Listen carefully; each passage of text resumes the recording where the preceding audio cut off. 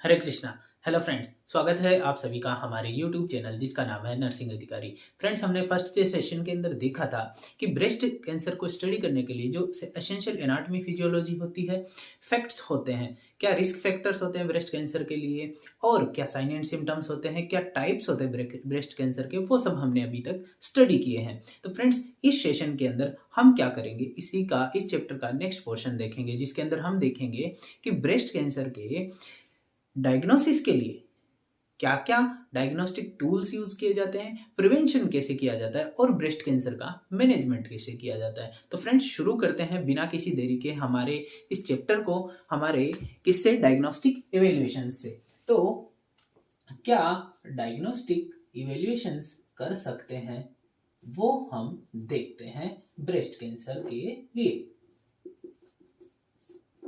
क्या क्या करना चाहिए हमें? तो सबसे पहले हम क्या करते हैं, उस क्लाइंट का क्या करेंगे, हिस्ट्री लेंगे। उस क्लाइंट का हिस्ट्री लेंगे। हिस्ट्री के अंदर हम क्या देखते हैं, कैसे डायग्नोस करेंगे, उस क्लाइंट का हिस्ट्री लेंगे।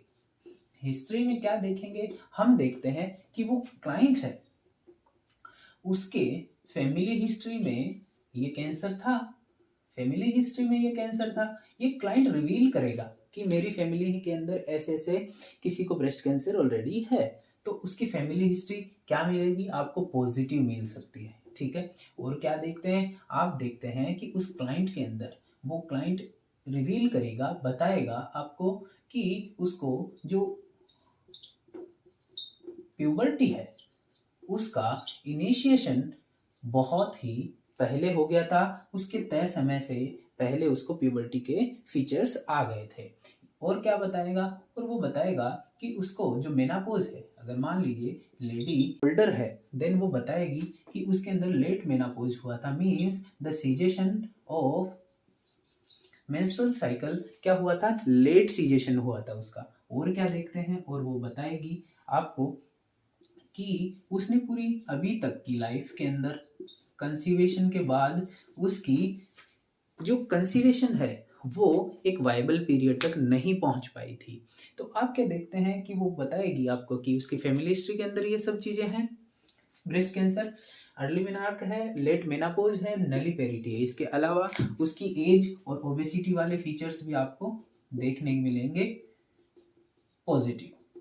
और क्या देखेंगे आप, और देखते हैं कि वो क्लाइंट ये भी हिस्ट्री देता है कि उसके चेस्ट एरिया के अंदर बहुत बार रेडिएशन एक्सपोजर हुआ है, मतलब कि उसने अभी तक बहुत बार एक्सरे करवाया है। ऐसी हिस्ट्री भी उस क्लाइंट में देखने को मिल सकती है। तो हमने देखा कि उसकी हिस्ट्री के अंदर ये सब चीजें मिलेगी। फिजिकल एग्जामिनेशन करिए। ये करने के बाद आप उस क्लाइंट का फिजिकल एग्जामिनेशन करिए। फिजिकल एग्जामिनेशन में आप क्या पाएंगे, आप पाएंगे कि वो क्लाइंट बताएगा कि मैंने जब ब्रेस्ट सेल्फ एग्जामिनेशन करती हूँ तो मेरे को एक मास फील होता है। फिजिकल एग्जामिनेशन में वो क्या बताएगी, वो क्लाइंट बताएगी कि मेरे को बीएसई के दौरान मास फील होता है। क्या होता है, मास फील होता है। वो मास कैसा है, फाइन है, फिक्स्ड है, इरेगुलर है और नॉन एनकैप्सुलेटेड है। साथ ही साथ ब्रेस्ट के अंदर क्या देखते हैं आप, डिम्पलिंग देखेंगे, एसिमेट्री देखेंगे, डिस्चार्ज देखेंगे। ये सब चीजें जो अपन ने साइन एंड सिम्टम्स के अंदर पढ़ी थी, वो सारे के सारे फिजिकल एग्जामिनेशंस वो क्लाइंट रिवील करता है, एग्जिबिट करता है। तो ऐसी सिचुएशन में हम देखते हैं हिस्ट्री और फिजिकल एग्जामिनेशन के अंदर हमारे को उसके डायग्नोसिस करने के लिए बहुत सारे वाइड वेराइटी ऑफ डेटाज हमारे को क्या करते हैं, मिल जाते हैं। इसके बाद हम क्या करते हैं, हिस्ट्री और फिजिकल एग्जामिनेशन के बाद हम करवाते हैं उस क्लाइंट के लिए और टेस्ट। क्या करवा सकते हैं, हम करवाएंगे उस क्लाइंट के अंदर, क्या करवाएंगे, यूएसजी। उस क्लाइंट की ब्रेस्ट की यूएसजी करवाइए। यूएसजी क्यों करवाते हैं, अगर मान लीजिए लेडी लेस देन 40 ईयर्स है, क्या है, लेस देन 40 ईयर्स है, तो उसका ब्रेस्ट टिश्यू क्या होता है, बहुत ही डेंस होता है। तो हम क्या करते हैं, उसको ट्यूमर को, लीजन को चेक करने के लिए उसको यूएसजी प्रेस्क्राइब करते हैं, ना कि मेमोग्राफी। मेमोग्राफी हम क्या करते हैं, उस क्लाइंट के अंदर जब अगर मान लीजिए उसकी एज मोर देन 40 ईयर्स है, तो हम उसको मेमोग्राफी प्रेस्क्राइब करते हैं। क्यों करते हैं, क्योंकि उसका ब्रेस्ट का टिश्यू इतना डेंस नहीं होता है। ब्रेस्ट का टिश्यू क्या होता है, लेस डेंस होता है, इसलिए उसको हम क्या करते हैं, मेमोग्राफी उसको बताते हैं, प्रेस्क्राइब करते हैं। तो याद रखिए, अगर मान लीजिए क्लाइंट की एज लेस देन 40 ईयर्स है तो हम उसको यूएसजी प्रेस्क्राइब करेंगे, और अगर मोर देन 40 ईयर्स है तो हम उसको मेमोग्राफी करवाते हैं। मेमोग्राफी में एग्जाम में बहुत बार क्वेश्चन पूछा जाता है कि ये कब करवानी चाहिए।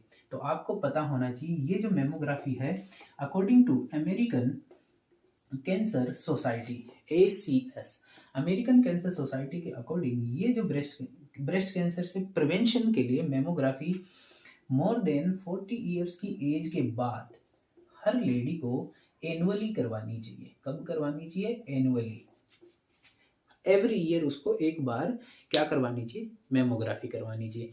मेमोग्राफी क्या होती है, मेमोग्राफी में हम देखते हैं कि आपको स्क्रीन के ऊपर एक इमेज दिख रहा है, जिसके अंदर आप देख पा रहे हो कि मेमोग्राफी के अंदर ब्रेस्ट टिश्यू को एक एक्सरे मशीन के अंदर लेके आप कुछ इमेजेस लेते हैं, कुछ फिल्म्स तैयार करते हैं और देखते हैं कि ब्रेस्ट में किसी प्रकार का कोई लीजन तो नहीं है और किसी प्रकार का कोई मास तो नहीं है। तो हम क्या करते हैं, हम देखते हैं, मेमोग्राफी एक प्रकार का एक्सरे प्रोसीजर है। पर याद रखिए फ्रेंड्स, जो मेमोग्राफी के अंदर हम जो रिपोर्टिंग करते हैं, मेमोग्राफी के अंदर जो हम रिपोर्टिंग करते हैं उसे हम क्या कहते हैं, बायरेट्स में। बायरेट्स क्या है, बायरेट्स का फुल फॉर्म है BIREDS। बायरेट्स मतलब breast imaging reporting and database system.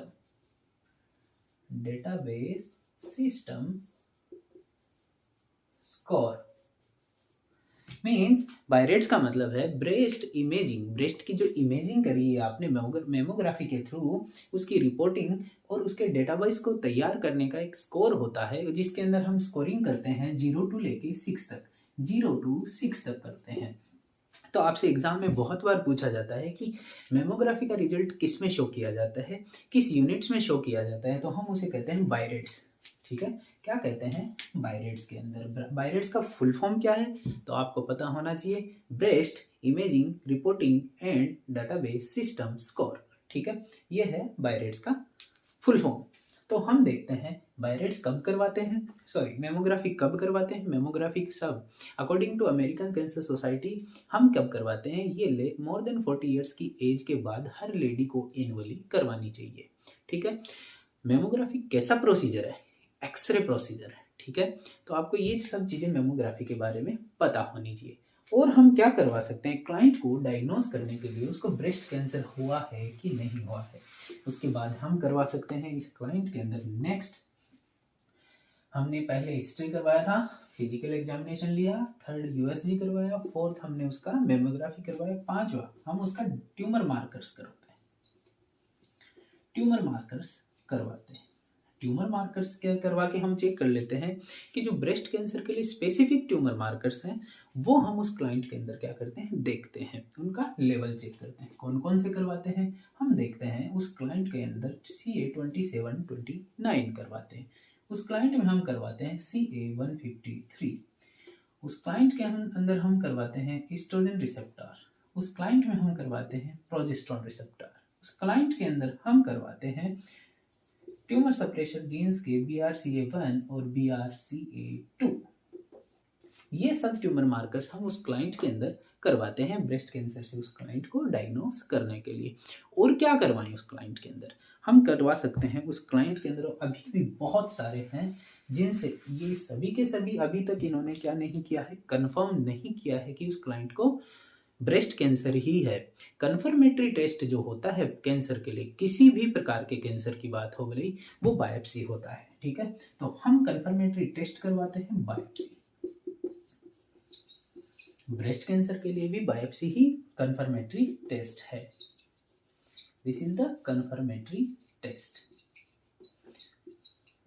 ठीक है, कैसे करवा सकते हैं हम? ट्रू कट भी ले सकते हैं, ट्रू कट बायोप्सी भी करवा सकते हैं, FNAC भी करवा सकते हैं। FNAC का एग्जाम में बहुत बार फुल फॉर्म पूछा जाता है, तो आपको पता होना चाहिए, fine needle aspiration cytology.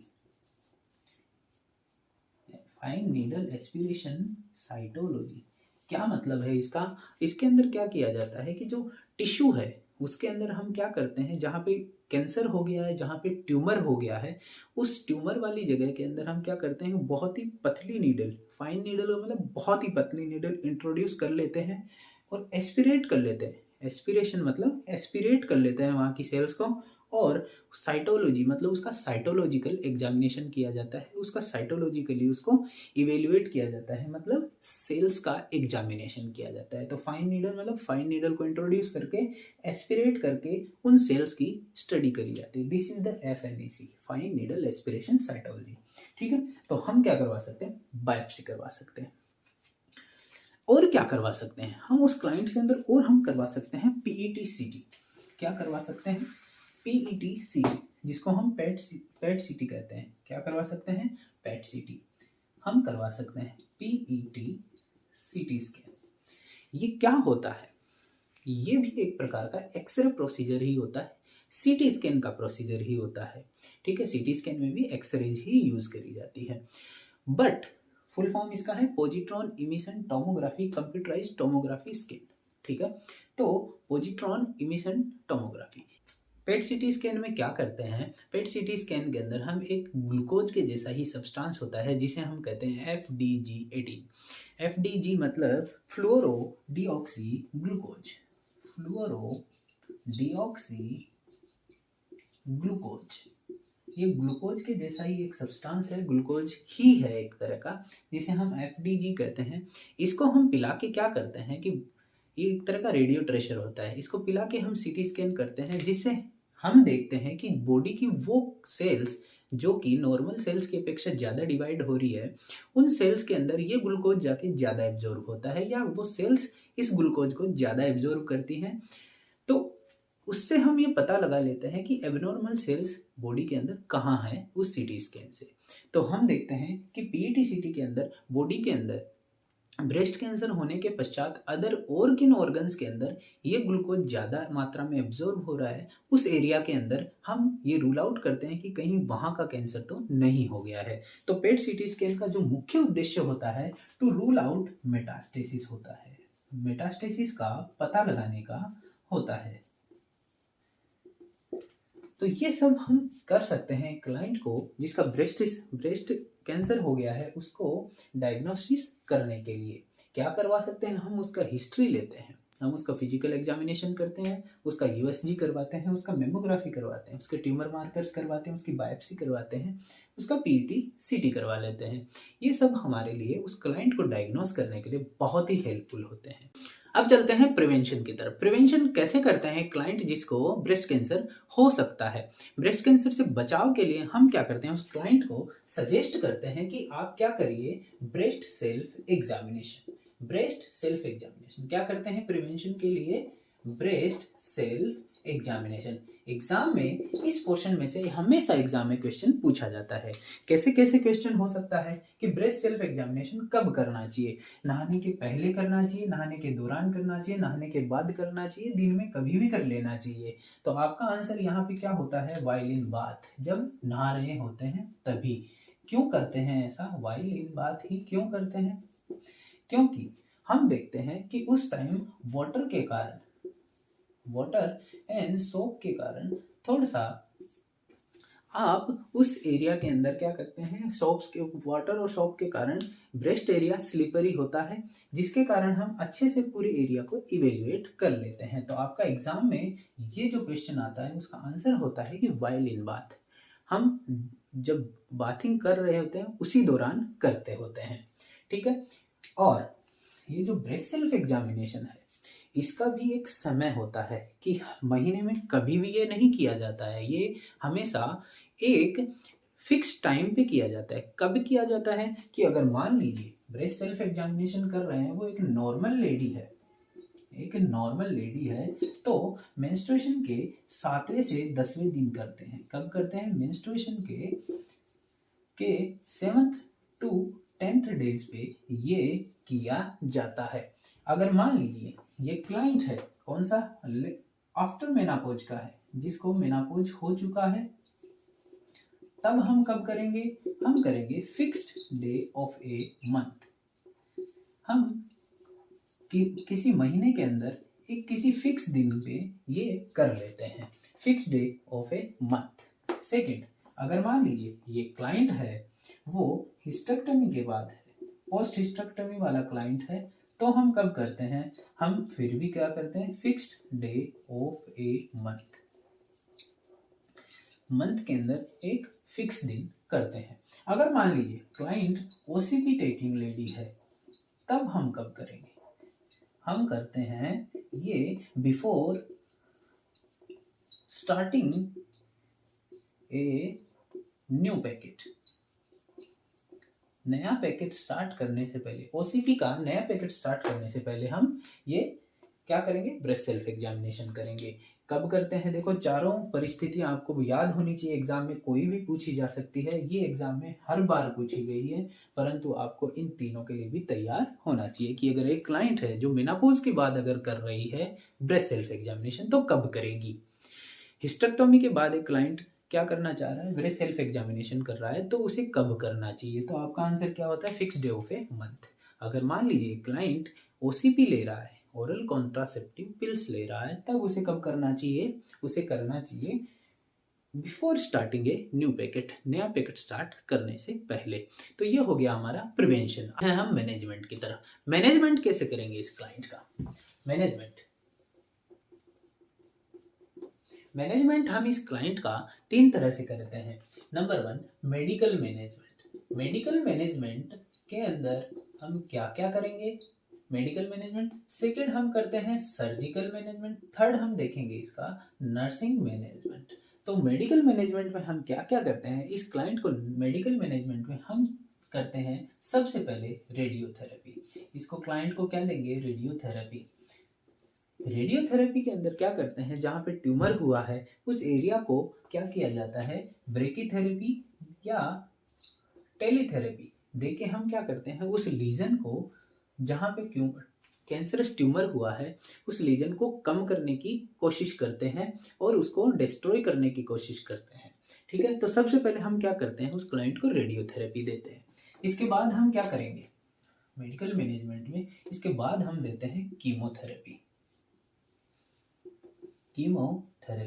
And hormone replacement therapy. Hormone replacement therapy, hormone replacement therapy, जिसे हम HRT कहते हैं। कीमोथेरेपी और हार्मोन रिप्लेसमेंट थेरेपी में हम देखते हैं, एग्जाम में बहुत बार पूछा जाता है कि drug of choice for breast cancer is, breast cancer के लिए ड्रग ऑफ चॉइस कौन सी है? तो हमारा आंसर होता है वहां पे टेमोक्सिफेन। टेमोक्सिफेन उस क्लाइंट को हम देते हैं।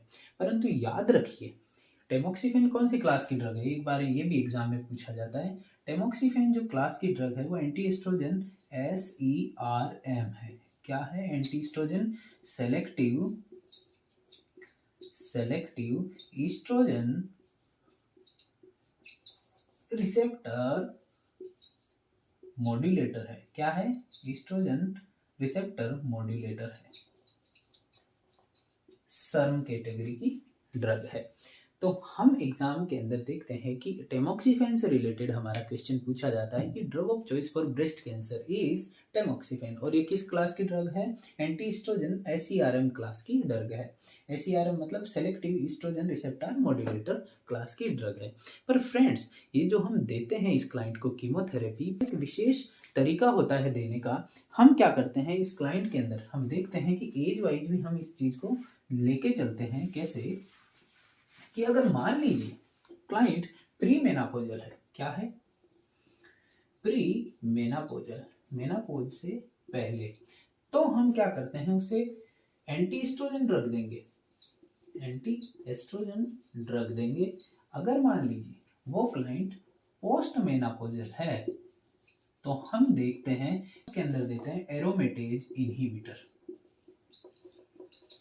एरोमेटेज इनहिबिटर्स उस क्लाइंट को देते हैं। इस प्री मेनापोजल में एंटीस्ट्रोजेंस जैसे कि हम देते हैं टेमोक्सिफेन हो गया,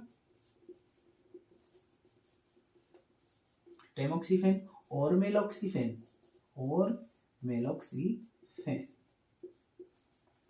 एरोमेटेज इनहिबिटर्स में हम देखते हैं लेट्राजोल हो गया, लेट्राजोल बहुत बार ये यूज करी जाती है ड्रग। ठीक है। तो क्या करते हैं हम एंटीस्ट्रोजेंस के तौर पे टेमोक्सिफेन और मेलॉक्सिफेन देते हैं। पोस्ट मेनापोजल हम एरोमेटेज इनहिबिटर्स देते हैं। तो ये बात हो गई हमारी कीमोथेरेपी के अंदर हार्मोन रिप्लेसमेंट थेरेपी की। अब देखते हैं और क्या क्या दे सकते हैं कीमोथेरेपी के अंदर हम। कीमोथेरेपी में और हम देते हैं इसके अंदर साइक्लोफॉस्फेमाइड्स,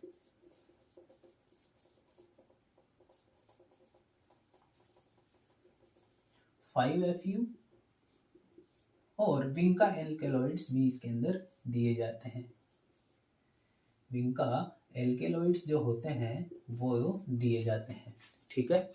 तो हम देखते हैं कीमोथेरेपी और हार्मोन रिप्लेसमेंट थेरेपी के अंदर हमने क्या दिया है इस क्लाइंट को, बहुत सारी ड्रग्स दी है। अब चलते हैं हम इसके सर्जिकल मैनेजमेंट की तरफ। सर्जरी में हम इस क्लाइंट के लिए क्या क्या कर सकते हैं, क्या क्या स्कोप्स हैं हमारे पास इस क्लाइंट के लिए, वो हम देखेंगे। सर्जरी देखिए, अगर मान लीजिए सर्जरी के अंदर हम क्या करेंगे, नॉर्मली हम इस क्लाइंट का लंपेक्टमी कर सकते हैं। लंपेक्टमी मतलब जो ब्रेस्ट का ट्यूमर है उसको एक्साइज कर देते हैं। ओनली क्या किया जाएगा, एक्साइज किया जाएगा, उसको ट्यूमर को निकाल देते हैं। This is lumpectomy. इस सेकंड होता है सिंपल मेस्टेक्टमी। सिंपल मेस्टेक्टमी जिसके अंदर क्या करते हैं, ब्रेस्ट टिश्यू और निप्पल क्या कर दिया जाता है, रिमूव कर दिया जाता है। ब्रेस्ट टिश्यू और निप्पल का रिमूवल कर दिया जाता है। थर्ड होता है MRM। बहुत ही इंपॉर्टेंट सर्जरी है जिसको हम कहते हैं modified radical mastectomy. Trending operation है, ट्रेंडिंग सर्जरी है, मॉडिफाइड रेडिकल मेस्टेक्टमी MRM। इसके अंदर क्या किया जाता है, ब्रेस्ट टिश्यू, निप्पल और आसपास के लिम्फ नोड्स क्या किए जाते हैं, रिमूव कर दिए जाते हैं। जो एक्सिलरी लिम्फ नोड्स हैं उनको भी रिमूव कर दिया जाएगा, जबकि सिंपल मेस्टेक्टमी में वो नहीं। साथ ही आपको यह ध्यान रखना होता है कि इसमें मसल्स को रिमूव नहीं किया जाता है। No muscle removal, no muscle removal. तो ये हो गई हमारी सारी की सारी सर्जरी जिन्हें हमने कहा लंपेक्टमी, सिंपल मेस्टेक्टमी, MRM। ठीक है, लंपेक्टमी, सिंपल मेस्टेक्टमी और MRM। तो हमने देखा कि इनमें जो सबसे इंपॉर्टेंट और ट्रेंडिंग है वो है मॉडिफाइड रेडिकल मेस्टेक्टमी, जिसके बारे में हम देखते हैं अब डिटेल्ड वास्ट स्टडी कि इसके दौरान हमें क्या क्या ध्यान रखना चाहिए और क्या क्या हमारे नर्सिंग कंसर्न्स हो सकते हैं। तो नर्सिंग कंसर्न्स के अंदर ही हम इसके क्या देखते हैं, इसके कॉम्प्लिकेशंस को देखेंगे और स्टडी करेंगे। क्या क्या MRM के कॉम्प्लिकेशंस हो सकते हैं। सबसे पहले देखिए कॉम्प्लिकेशंस देखते हैं। इस क्लाइंट को जो कॉम्प्लिकेशंस है उसके तौर पे देखिए, सबसे पहला नंबर लिम्फेडीमा हो सकते हैं। क्या हो सकता है, लिम्फेडीमा। सेकंड क्या हो सकता है, इसको हेमरेज हो सकता है, हेमरेज हो सकता है। थर्ड हो सकता है इसको long thoracic nerve injury. Fourth हो सकता है इसको इन्फेक्शन। ये इसको क्या हो सकते हैं, कॉम्प्लिकेशंस हो सकते हैं, मॉडिफाइड रेडिकल मेस्टेक्टमी के कॉम्प्लिकेशंस हो सकते हैं। तो हमें क्या करना चाहिए, एज ए नर्सिंग मैनेजमेंट के तौर पे हमें क्या करना चाहिए? सबसे पहले हम देखते हैं लिम्फेडिमा को। तो लिम्फेडिमा को ध्यान रखने के लिए हम सबसे पहले क्या करते हैं, पोस्ट ऑपरेटिवली इस क्लाइंट को हम क्या करते हैं, जैसे ही रिसीव करते हैं इसको हम पोजीशन देते हैं सेमीफॉलर पोजीशन देंगे। क्या होगा इससे, जैसे ही हम इस क्लाइंट को सेमीफॉलर पोजीशन देंगे, लिटा दिया, पर इसका हेड और चेस्ट एरिया 45 डिग्री पे क्या करते हैं, इंक्लाइंड रखते हैं। इससे क्या होएगा, जिस एरिया के अंदर सर्जरी हुई है उस एरिया का वीनस ड्रेनेज प्रॉपरली होता रहेगा ड्यू टू ग्रेविटेशनल फोर्स। तो हम सेमीफॉलर उसको पोजीशन देते हैं। सेकंड, इसकी जिस अफेक्टेड साइड, मतलब जिस साइड में ऑपरेशन हुआ है उस साइड के हैंड को हार्ट के लेवल से ऊपर रखा जाता है। तो affected side hand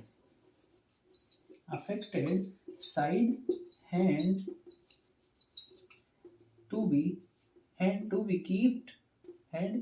kept above the heart level से उसको ऊपर रखा जाता है। इससे भी क्या होएगा, इस एरिया का वीनस कंजेशन नहीं हो पाएगा, रिजल्टिंग लिम्फेडिमा होने की संभावना कम हो जाती है, उस एरिया में एडिमा होने की संभावना कम हो जाती है। और क्या दिया जा सकता है, ये तो करना ही करना है। इसके अलावा दे क्या सकते हैं, हम इस क्लाइंट को लो साल्ट डाइट देंगे ताकि बॉडी के अंदर वाटर का रिटेंशन कम हो। इस क्लाइंट को डायूरेटिक्स देते हैं, ठीक है, आप उसको लो साल्ट डाइट दे दीजिए, डायूरेटिक्स दे दीजिए। इसके अलावा और क्या करेंगे, हम इनटेक और आउटपुट को मॉनिटर करते हैं। क्या करेंगे, इनटेक और आउटपुट को मॉनिटर करेंगे। ये हम किसके लिए करेंगे, लिम्फेडिमा के लिए, इस क्लाइंट को लिम्फेडिमा से प्रिवेंट करने के लिए करेंगे। तो हमारे पास एग्जाम में बहुत बार पूछा जाता है कि आफ्टर सर्जरी ब्रेस्ट कैंसर की क्लाइंट को कौन सी पोजीशन दी जाएगी, सेमीफॉलर पोजीशन दी जाएगी। अफेक्टेड साइड के हैंड को कैसे रखा जाएगा, अबव द हार्ट लेवल उसको रखा जाता है। नेक्स्ट है हमारा हेमरेज। हेमरेज के लिए इस क्लाइंट को हम क्या क्या ध्यान रखेंगे, क्या क्या कर सकते हैं इस क्लाइंट के लिए हेमरेज से प्रिवेंशन के लिए। सेकंड है हमारा nursing concern haemorrhage.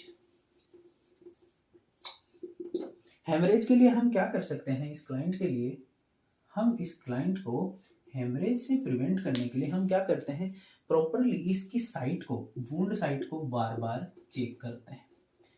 Wound site should be monitored regularly उसकी वुंड साइट को क्या करेंगे, मॉनिटर करेंगे,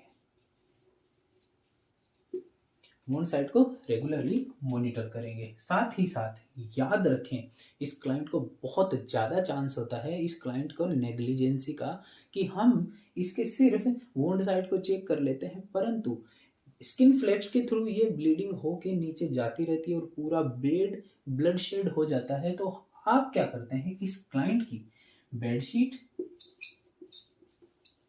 और स्किन फ्लैप्स जो होते हैं, स्किन फ्लैप्स को भी क्या करते हैं, मॉनिटर करते हैं फॉर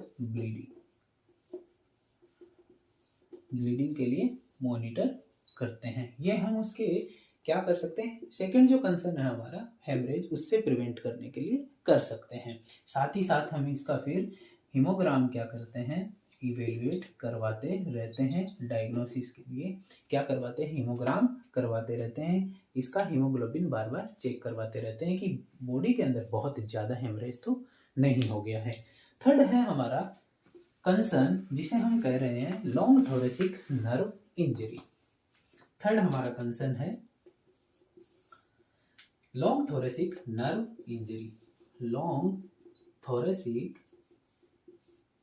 नर्व इंजरी कैसे पता लगाते हैं इसका कि ये हो गई है क्लाइंट को, इसका पता लगता है कि ये जो स्केपुलर जो एरिया है, स्केपुलर रीजन के अंदर, स्केपुलर रीजन में विंगलिंग और वीकनेस देखने को मिलेगी, विंगलिंग और वीकनेस देखने को मिलेगी। ठीक है, तो उससे हमें पता लग जाता है कि इस रीजन के अंदर, और एंटीरियर सीरेटस मसल्स जो होती है उनके अंदर भी हम क्या देखते हैं, विंगलिंग और वीकनेस देखते हैं। तो हम क्या लगाते हैं इसका पता है कि लॉन्ग थोरेसिक नर्व इंजरी हुई है इस क्लाइंट को, ये ऐसे चांसेस हैं। तो ऐसी सिचुएशन में हम क्या करेंगे, उस क्लाइंट के फिजिशियन को इन्फॉर्म कर देते हैं। ये हो गए हमारा लॉन्ग थोरेसिक नर्व इंजरी का कैसे पता लगाते हैं और करना क्या चाहिए एज ए हमारे को नर्सिंग ऑफिसर। फोर्थ हमारा कंसर्न है इन्फेक्शन। नेक्स्ट कंसर्न है हमारा इन्फेक्शन। इन्फेक्शन से प्रिवेंशन के लिए हम इस क्लाइंट की जिस अफेक्टेड साइड के अंदर, जिस साइड के ब्रेस्ट को रिमूव किया है उस साइड के हैंड को हम अब इन्फेक्शन से प्रिवेंट करने के लिए हम क्या करते हैं, उस साइड के हैंड में किसी प्रकार का कोई आईवी नहीं देते हैं, किसी प्रकार का इंजेक्शन नहीं देते हैं, किसी प्रकार का वेनिपंक्चर नहीं करते हैं, किसी प्रकार का वेनिपंक्चर भी नहीं करते हैं। और हम क्या करते हैं, उस क्लाइंट के उस अफेक्टेड साइड के अंदर नो बीपी मेजरमेंट करते हैं। उस साइड के हैंड में क्या करते हैं, बीपी भी मेजर नहीं करते हैं। ये एग्जाम में बहुत बार पूछी जाने वाली चीज़ है, कॉमन चीज़ है, पर बहुत बार पूछी जाती है कि जो ब्रेस्ट कैंसर के पश्चात ऑपरेटिव साइड के अंदर, हैंड के अंदर क्या क्लाइंट को बीपी मेजर कर लेनी चाहिए, तो आपका आंसर होता है नहीं करनी चाहिए। ठीक है, और क्या करते हैं, और इन्फेक्शन से प्रिवेंशन के लिए हम उसे और कहते हैं कि आप coughing and deep breathing exercises हैं वो करने के लिए उस क्लाइंट को बताते हैं। तो ये हो गए हमारे इन्फेक्शन से प्रिवेंशन के लिए उस क्लाइंट को क्या नर्सिंग मेजरमेंट्स उसको बताते हैं, समझाते हैं वो। अब इस क्लाइंट को डिस्चार्ज करना होता है तो उसके बाद उसे हम करते हैं घर के लिए कुछ होम केयर मेजरमेंट्स उसको बताते हैं। वो एक नर्स के लिए बहुत ही इंपॉर्टेंट होते हैं। क्या क्या होते हैं वो समझिए। होम केयर मेजर्स,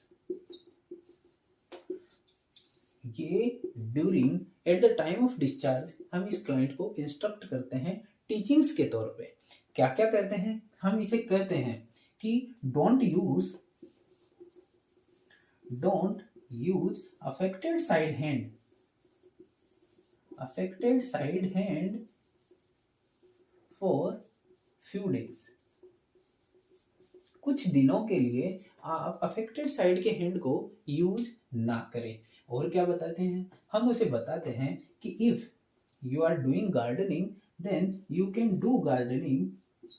अगर आप गार्डनिंग करते हैं तो ग्लव्स के साथ ही करें। If you are using oven then use oven mitts. Oven use कर रहे हैं तो आप ओवन मिट्स यूज करें। ओवन में यूज करने वाले कपड़े के जो ग्लव्स आते हैं, दस्ताने होते हैं, उन्हें हम ओवन मिट्स कहते हैं। इसके अलावा if you are saving then, अगर मान लीजिए आप क्या कर रहे हैं, सिलाई कर रहे हैं, तो यूज थिम्बल्स। थिम्बल्स क्या होते हैं, उंगलियों के कवर आते हैं फिंगर्स को प्रिवेंट करने के लिए कि वहां पे नीडल वगैरह प्रिक ना हो जाए, इसलिए थिम्बल्स होते हैं। और क्या बताते हैं, हम उसे कहते हैं कि avoid cuts bruises in affected side hands. Affected side के हैंड के अंदर किसी प्रकार का कट ना लगने पाए, ब्रूजिंग ना आ पाए, इस चीज से भी आप उसको अवॉइड करने के लिए कहते हैं। इसके अलावा अफेक्टेड साइड के हैंड पर क्रीम अप्लाई करें। क्रीम अप्लाई करने के लिए उसको इंस्ट्रक्ट करते हैं। और क्या कहते हैं, हम उसे समझाते हैं कि जो वुंड साइट है उस पे, वुंड साइट पे आप उस क्लाइंट को इमोलिएंट यूज करने के लिए कहते हैं।